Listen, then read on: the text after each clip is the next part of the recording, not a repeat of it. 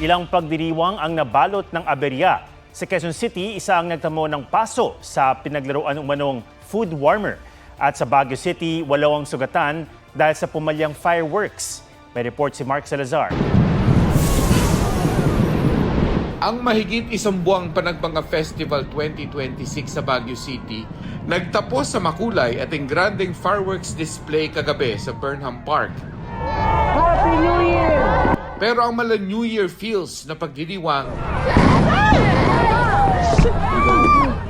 ginimbal ang pagbagsak ng fireworks na sumabog sa isang grupo ng mga manonood. Sa investigasyon ng pulisya, nagluko umano ang isa sa mga pailaw at tumama sa bahagi kung saan nakapwesto ang mag-anak na mula pa sa Pangasinan. 7 sa 8 sugatan ang nagtamo ng first-degree burns, habang ang isa inoobserbahan sa ospital dahil sa matinding sugat sa paa. Sabi ng organizer na Baguio Flower Festival Foundation, tutulong daw sila sa investigasyon. Ayon kay Baguio Mayor Benjamin Magalong, aakuin din ng mga organizer ang mga gastusin ng mga biktima. Sa Quezon City, nauwi sa disgrasya ang dapat ay masayang anniversary ng isang fraternity kahapon nang may lumiyab sa buffet table.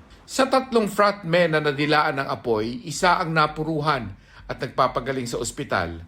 Sabi ng isang saksi, ang lalaking nagkapaso ay naglagay umano ng liquid gel sa apoy sa ilalim ng food warmer hanggang sumabog.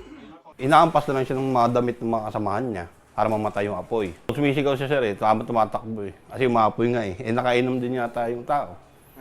Opo, kasi nagiinuman sila ng Sinusubukang kunan ng pahayag ang biktima.